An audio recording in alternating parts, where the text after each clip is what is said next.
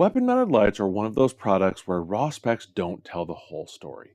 Beam pattern, controls, mounting, and even how you actually use the light matter far more than whether it claims to have 600 lumens or 1200 lumens.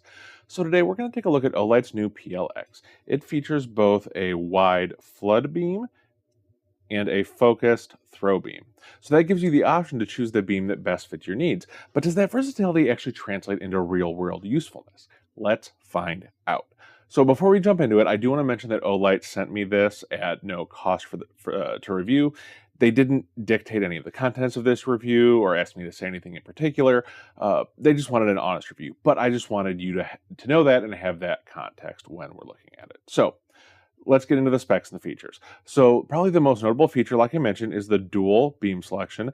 So you have the choice between the 1200 lumen max flood beam and a 900 lumen max spot beam or throw beam, whatever you want to call it. So there are two modes that you can run this in. There's mode 1 and mode 2, and the main differences are how you access the high and low level brightness and the strobe function. Mode 1 is what it comes in, and that's what I'm leaving it in because it just makes a little bit more sense to me. Now, I'll bring up a chart from the manual that tells you the differences between mode 1 and mode 2. I didn't think you wanted to hear me drone on about it for 2 or 3 minutes, just something that you can pause and read. But what I bring up will show you how to access them, and you can figure out which one's better for you. But I'm personally sticking with mode 1. So let's talk about mode 1. So those modes are actually controlled by the levers on the side here. And that means whether you're left-handed or you're right-handed, however you are holding a firearm, you will have access to change those, and you can operate it pretty intuitively. Now, you can actuate those by pressing down on them, as you saw me do here. So you're pressing down on that lever, or you can also press it from behind and just press straight forward on it. And what that means is that you can use it on both handguns and long guns, and we'll show that here in a little bit. But as you might have noticed, a quick tap will turn the light on and leave it on. But if you do a long press, it will hold it on as a momentary beam, and then as soon as you let go, it'll turn it off. And that's something that Olight has done on a lot of their lights, and I think it's a pretty neat, intuitive kind of system. But now if you double tap it when it's in mode 1, it will drop it into the low output mode, and then if you double tap again, it'll bring it into the high output mode, and it'll do the same thing when it is in the spot beam mode. So, like I said, when it's in mode 1, you actually have access to high and low output, which is a really, really nice option. So it's powered by a built-in battery, and that's charged by a USB-C port on the bottom here. And the nice thing about that location is even if you have it mounted to a firearm, you can still access that. You don't have to take it off the firearm to charge it, so that is always a big thing. And I actually prefer the USB-C port because it's a ubiquitous charging standard, and you aren't stuck with a paperweight if you lose a proprietary charging cord like you get with some lights.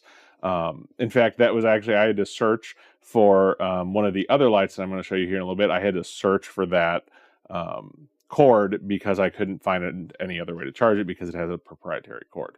Now, a USB-C cord is included in the box, but you will, if you have a cell phone, there's a really good chance you have one of those lying around anyway, so you probably won't even need it. But yeah, like I said, it's a ubiquitous charging standard, so that is awesome. Now, as far as mounting, it comes with a Picatinny rail adapter installed right here. And there is also a Glock rail that you can swap in. And I thought it was kind of neat. They put it on the bottom side of the insert for the packaging. And as you can see, it's just because Glock has a slightly different standard for their rails. So that will fit a Glock rail. And it also comes, as you can see, with an Allen wrench and a spare screw. So that is handy as well.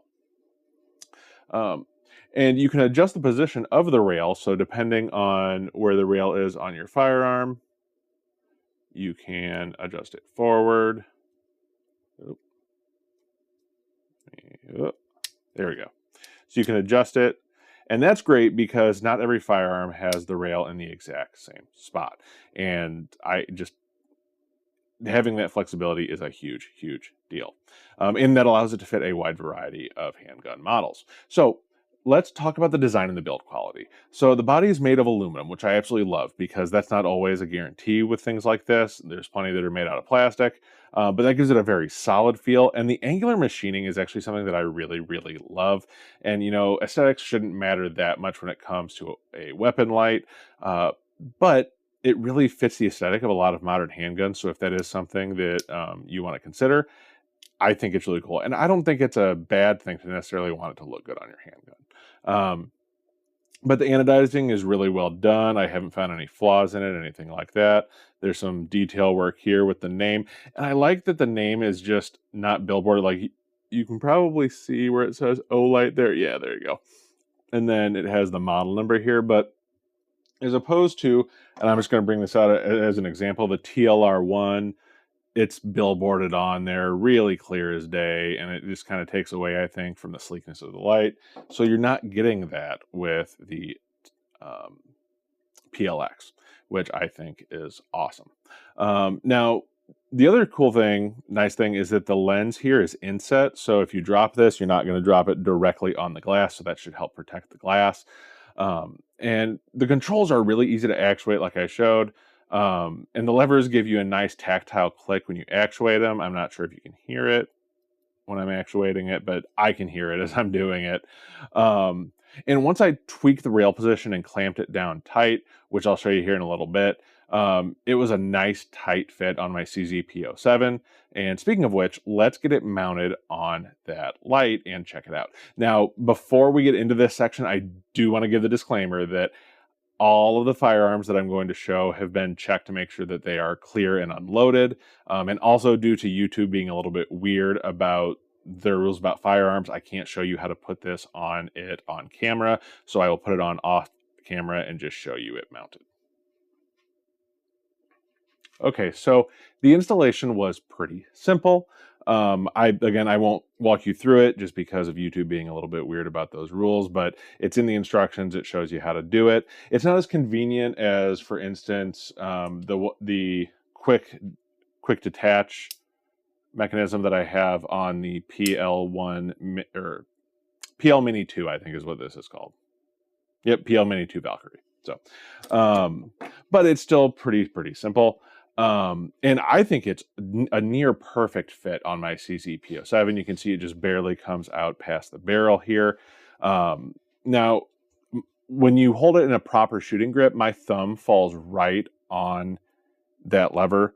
So it's really super convenient. And if I want to change the beam, my thumb can also do that too. So it's very convenient, but you really have to try to change that lever. You're not going to do it by accident. So both of those, I think, are absolutely fantastic.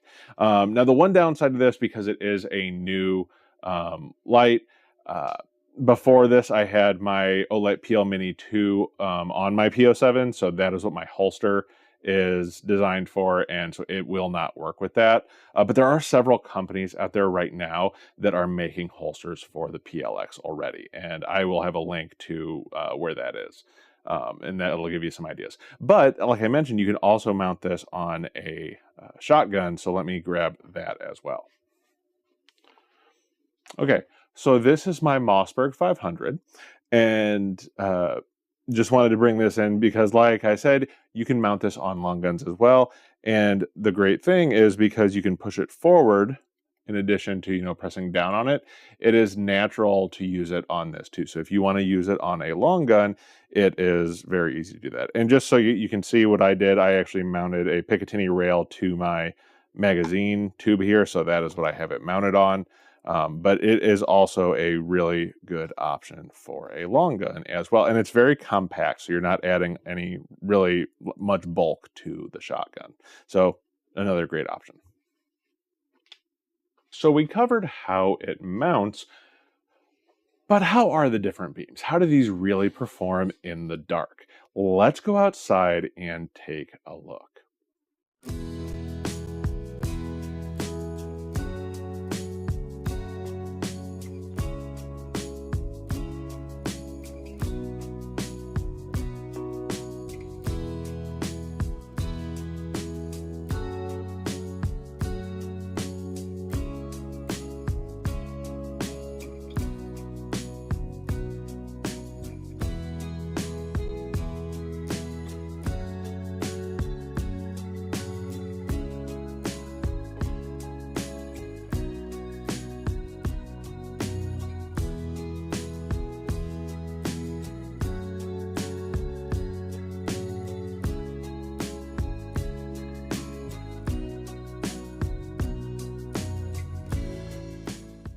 So the flood beam has really good spill, as you'd expect, and as you saw, the spot beam had really good throw and a good hotspot, and actually had a decent amount of spill as well. Now, one thing that I noticed that's kind of interesting is the spot beam is a slightly warmer temperature light than the flood beam, and I'm not sure if that was intentional or if that's just a typical variation between the LEDs, but it didn't bother me either way. So as far as actual use, for me, I'm going to use this in the flood beam 99% of the time, and I think it's going to be great for that. And that's whether it's on a long gun or handgun, and that's mainly because I'll be using it indoors. And the spot beam just won't be as effective indoors because you're not going to be using the throw of it as much. And the other thing that I'm going to kind of caution with the spot beam is if you are using the spot beam outside. Um, One of the most important rules of firearm safety is don't point your firearm at something that you're not willing to destroy. And if you're using a spot beam to identify something and it's mounted to a firearm, to get that hot spot on what you're identifying, you are going to be pointing the muzzle of your firearm at whatever it is that you're trying to identify. So, if that's an animal that is going to be a risk of harming you, great. But the problem is that could also be your cat Fluffy messing around in the bushes, and you don't want to be flagging Fluffy with your barrel. So, I know it's a weird way to put it, but just something to consider is if you're using the spot beam, you really need to be careful about how you're using it. Now, there is enough spill with the spot beam that up to a certain distance, you could probably use it okay and not have to worry about that, but that's just something to consider. So, I brought a couple other lights out earlier, and I'm just going to bring them out for a size comparison now. So that's the TLR1 HL from Streamlight, and also the PL1 or PL Mini 2 Valkyrie from Olight. So as you can see, the PL-X is really splitting the difference in size on these. To me, it's that perfect little Goldilocks zone where I think for a compact mid-size firearm, it's going to be a great fit, as you saw on my P07. So that being said, what are the pros and cons of this light? So the machining is excellent and it's really good quality construction, very easy mounting, and the dual beam versatility is really nice, even though, like I said, I'm going to use it as a flood about 99% of the time. The fact that it's rechargeable, and especially USB-C rechargeable, is a huge, huge win for me as well. The controls are really good. They're tactile. They're really easy to actuate. It really has high output for the size that it is. And it's also reasonably priced. And that price is $119.99, so about $120. Although I will also have a code here that I will bring up. And that will get you 10% off on Amazon. So it'll actually come in cheaper than even the list price if you use my code. Now, the cons on this, it's only a couple. The one is kind of like I talked about, the spotlight really has a limited practical use for most people, at least if you're trying to follow the rules of firearm safety. And also, holster compatibility is going to be limited, at least for a while, until holster manufacturers catch up and really start using this light more. So, overall, I think that Olight has put together a really well-built weapon light with some genuinely unique features. The flood beam is excellent and the controls are intuitive. The ability to swap between beam profiles adds flexibility that you don't typically get in this category. Now, while I don't think the spotlight mode will be everyone's preferred option, and it definitely isn't mine, it does have its applications, especially if you understand its strengths and its limitations. But if you're looking for a modern rechargeable weapon light with solid build quality, I think the PL-X absolutely needs to be on your list.